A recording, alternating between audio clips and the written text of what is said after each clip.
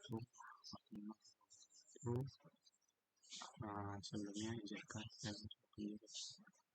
saya Sultan Rafi Asidik, mahasiswa teknik mesin prodi D3 teknik mesin, konsentrasi perawatan dengan ISO 2023-9015. Jadi di sini saya akan mempresentasikan tentang analisis penggunaan dan perawatan pompa hidran pada masyarakat pedesaan. Oke, langsung saja. Di sini ada latar belakang. Jadi di sini ada air merupakan kebutuhan untuk kelangsungan kehidupan bagi daerah yang berdekatan dengan sumber air dan kondisi daerah di bawah sumber air tersebut. Maka air tersebut akan mengalir dengan sendirinya. Jadi pompa hidran merupakan salah satu pompa air yang hemat energi dan ramah. Pada daerah tertentu di Indonesia masih banyak daerah yang mengalami kekeringan.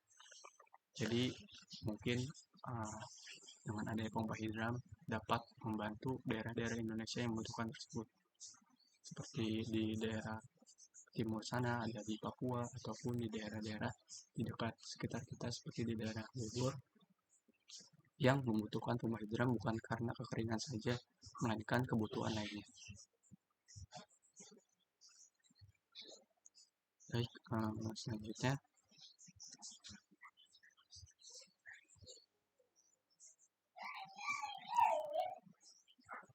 jadi ada 3 tujuan diadakannya pompa hidran. Yang pertama, sebagai solusi atas kekeringan air.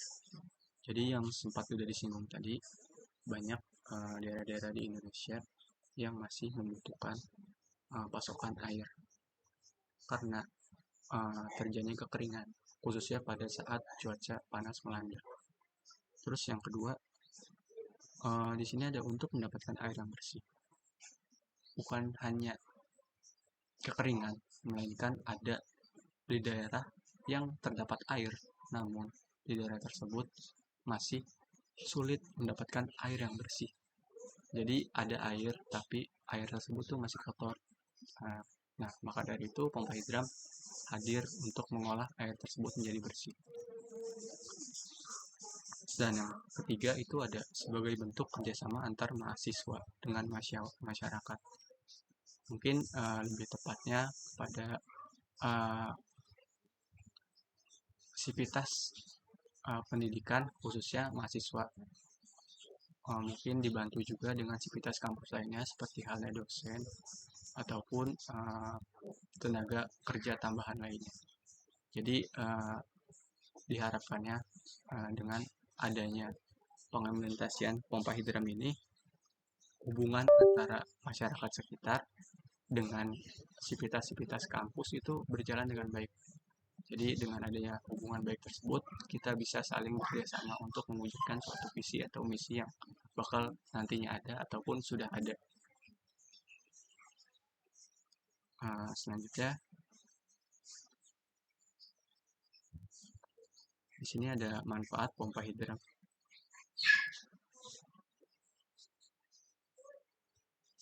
Pompa hidran sendiri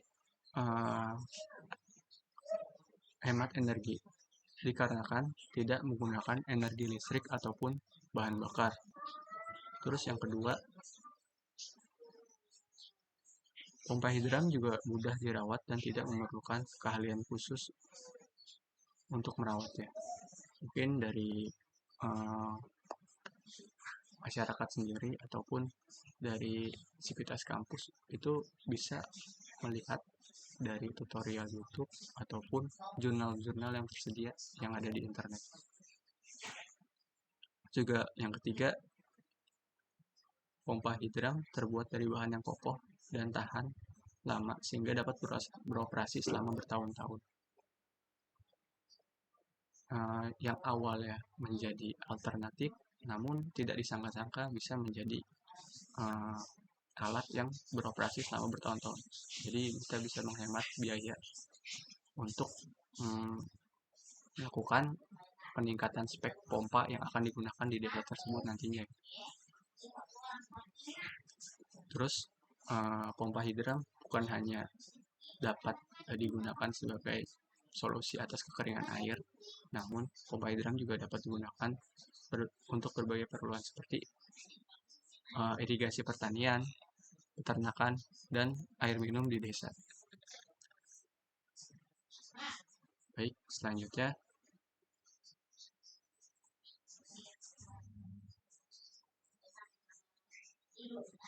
di sini ada rancang alur pompa hidran secara sederhana.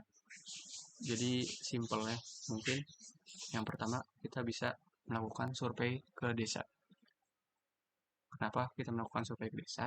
Karena untuk mengetahui secara pasti kondisi dari lingkungan si desa tersebut gitu. Jadi di mana kita naruh si pompa hidramnya, terus peletakannya kayak gimana. Ya, ini prosesnya itu ada di survei desa ini. Terus yang kedua ada perancangan desain. Di perancangan desain, kita sebagai mahasiswa dapat memanfaatkan aplikasi teknik seperti SolidWorks ataupun aplikasi lainnya. Namun mungkin buat teman-teman keseringan menggunakan SolidWorks, maka dari itu saya lebih merekomendasikan SolidWorks untuk digunakan.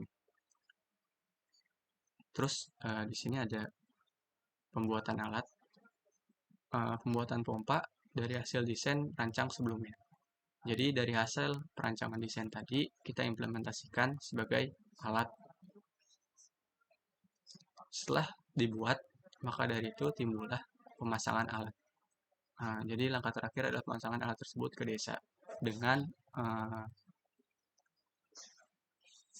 keputusan-keputusan tertentu gitu yang sudah dirundingkan sebelumnya pada proses sebelumnya gitu. Oke. Selanjutnya di sini ada perawatan pompa hidran. Ada 4 perawatan pompa hidran. Saya ambil simpelnya saja. Yang pertama itu ada bersihkan intake valve.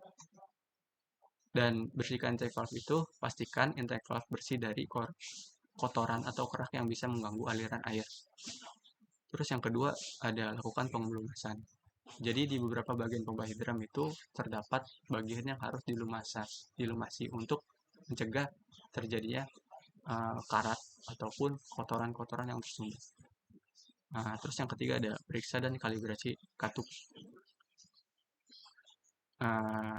Di sini diharapkan untuk memeriksa katup untuk mengetahui katupnya ini berfungsi dengan baik atau tidak, dan jika diperlukan boleh dikalibrasikan. Terus di sini yang keempat ada bersihkan karat dan kerak. Jika terdapat karak atau kerak di dalam pompa hidran, bersihkan dengan hati-hati.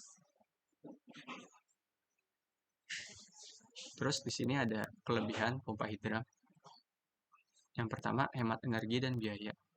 Terus juga mudah dipasang dan dirawat. Terus yang ketiga ada ramah lingkungan.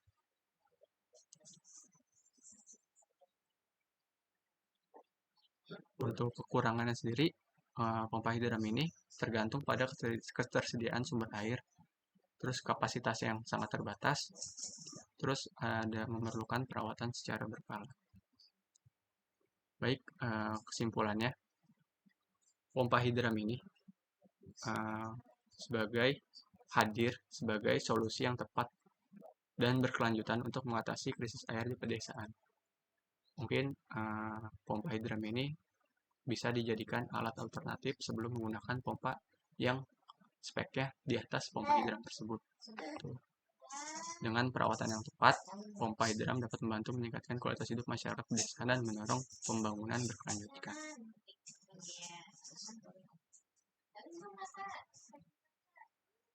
Mungkin sekian.